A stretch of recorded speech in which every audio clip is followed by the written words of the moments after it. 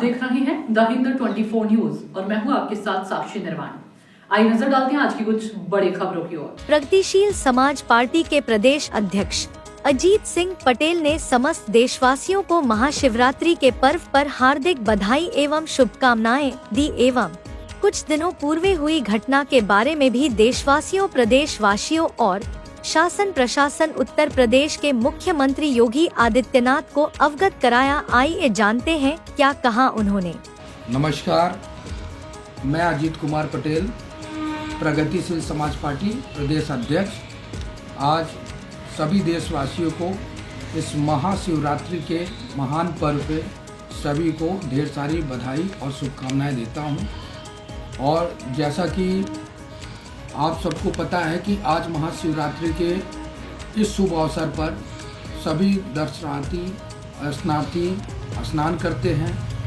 और आज से ही प्रयागराज माघ मेला का समापन होगा। और आप सब लोग जो है इसी तरीके आने वाले वर्षों पे भी प्रयागराज का गौरव बढ़ाते रहिएगा। और इसके साथ मैं आपको बता दूं, आज जो उत्तर प्रदेश में और केंद्र में भारतीय जनता पार्टी की सरकार है, लगभग 3 पंचवर्षीय पूरा होने चल रहा है। और 3 पंचवर्षीय पूरा होने के साथ साथ पूरी तरीके से उत्तर प्रदेश में और केंद्र में जो भी अपराध हैं, शासन व्यवस्था है, वो पूरी तरीके से उत्तर प्रदेश की सुशासन व्यवस्था एकदम से चरमरा चुकी है और खस्ता हाल हो चुका है। पूरी तरीके से इस समय जो वर्तमान स्थिति चल रही है उत्तर प्रदेश में, चाहे वो केशव प्रसाद मौर्य हो, चाहे योगी आदित्यनाथ हो, चाहे आपके जगत गुरु अभिमुक्तेश्वर महाराज जी हो। और सबसे बड़ी निंदनीय बात है कि अभिमुक्तेश्वर महाराज के आश्रम में नाबालिग यौन जो आरोप लगाया जा रहा है, जो मीडिया की खबरें चल रही है, एक जगत गुरु शंकराचार्य के ऊपर इस तरीके से आरोप लगाना और उनके आश्रम में इस तरीके से जो है जांच प्रकरण के नाम में प्रताड़ित करना, ये कहीं ना कहीं उत्तर प्रदेश और भारत सरकार की निकम्मेबाजी है। सुशासन व्यवस्था नहीं है और अपनी शासन व्यवस्था को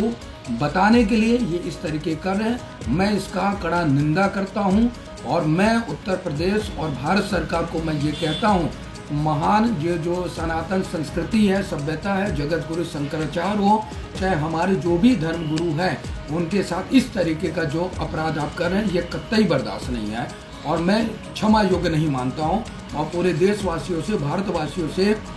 सभी सनातियों से ये अपील करता हूँ कि ऐसी सरकार को मुंह तोड़ जवाब देने के लिए आने वाले समय में जो विधानसभा 2027 उसमें जड़ से उखाड़ फेंकने का काम करे, मेरा ये अपील है। और अभी आपको बता दूं, पूर्व में भी मैं बता दूं, मेरे ऊपर 15 जनवरी 2026 को, जबकि अष्टभुजी मंदिर मिर्जापुर से मैं वापस हो रहा था, पूर्व में भी मैं बता दे रहा हूँ कि अरशद नाम का व्यक्ति था। अरशद के साथ सुमित गुप्ता था और गोविंद राजपूत था, सागर राजपूत था, राजपूत के साथ जो है राहुल ओझा था, दिलीप प्रजापति था और जितेंद्र भारतीय, तमाम ऐसे दर्जनों लोग थे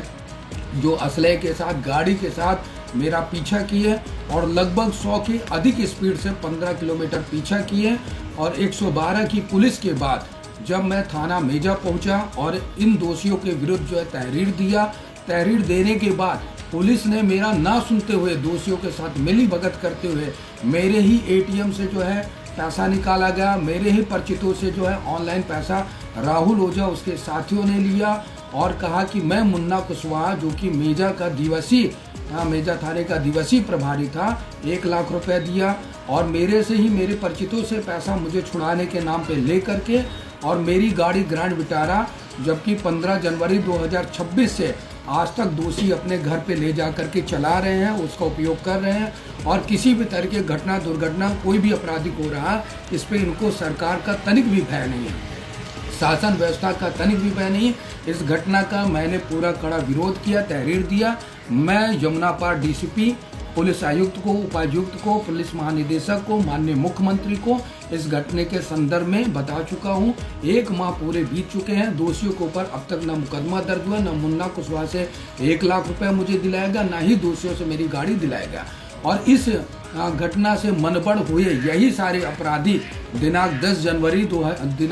10 फरवरी 2026 को मेरे ड्राइवर सुगंध राज से भी जो है फूल मंडी, जो नैनी थाना क्षेत्र के अंतर्गत आता है, वहां से मेरी काली रंग की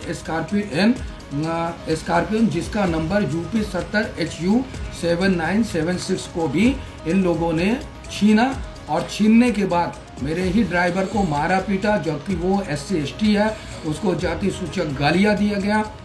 और जब मेरे ड्राइवर और उसको किडनैप करना चाहा और किसी तरीके से मेरा ड्राइवर उनके गाड़ियों से निकल भागा और 112 की पुलिस को उन्हें फ़ोन किया। और इन लोगों ने नैनी थाना की पुलिस के साथ पहले से साठगांठ कर रखा और थाने पे गाड़ी उठा करके लेकर के गए। और थाना प्रभारी नैनी और जेल रोड चौकी इंचार्ज जो श्री राम उपाध्याय ने इस घटना के संदर्भ में प्रार्थी से जो प्रार्थना पत्र, मैं पीड़ित हूँ अजीत कुमार पटेल, मेरे से प्रार्थना पत्र, जबकि मैं जरिए डाक के माध्यम से लिखित तहरीर थाने पे भी दिया हूँ, उच्च अधिकारी को भी मैं दिया हूँ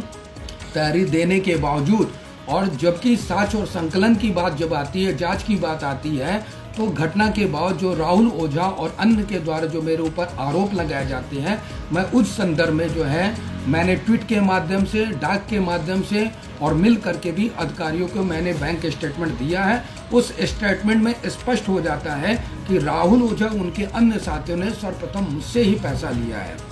मुझसे ही सारी चीज़ें किया है। और ज़मीन का मामला था, ज़मीन बेचने के लिए राहुल ओझा ने मुझसे पैसा लिया, नगद लिया और उसके बाद मेरे कंपनी के खाते से, मेसर्स AKP एसोसिएट के खाते से लिया। अब जब मैंने उससे रजिस्ट्री करने की बात की, अपने पैसे मांगने की बात किया, तो वो सब अपराधी किस्म के लोगों ने एक साठगांठ करते हुए मनगढ़ंत तरीके से और पुलिस के साथ षड्यंत्र करते हुए, एक मिलीभगत करते हुए, एक योजनाबद्ध तरीके से मेरी गाड़ी का अपहरण किया गया, मेरी गाड़ी का लूट किया गया और मेरे साथ अवैध तरीके से रुपया भी लूटे गया, जिसमें नगद 2.5 लाख रुपए वर्तमान में इन्होंने 10 फरवरी को भी हमसे लूटा है। और इससे पहले भी हमसे लगभग 20 से 25 लाख रुपए इन्होंने खाते और नगद के माध्यम से लिया। अब तक चुप्पी साधी क्यों है मेजा थाने की पुलिस और नैनी थाने की पुलिस? जहां तक कि न्यायालय कहता है कि अगर किसी भी तरह के वैध या अवैध तरीके से आपने जो है किसी के कार्यालय से जो है चेक या रिसीविंग आपने प्राप्त किया है और किसी तरह के आपस में सामंजस्य नहीं बनता है, सुलह समझौता नहीं बनता है, या न्यायिक का कार्य है और न्यायिक का देखने के लिए माननीय न्यायालय बैठा हुआ है।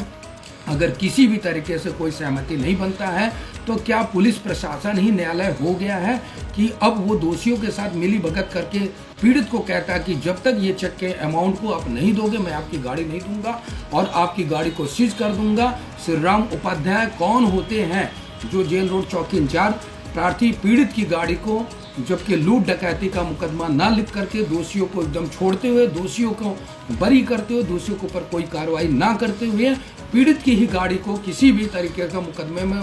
ना जानकारी देते हुए उनकी गाड़ी को सीज कर दिया। और सीज करने के उपरांत अब तक कोई भी इस घटना से संबंधित या सीज से संबंधित या कार्रवाई से संबंधित कोई नोटिस, कोई संबंध कोई भी अभी तक उन्होंने अवगत नहीं करवाया है।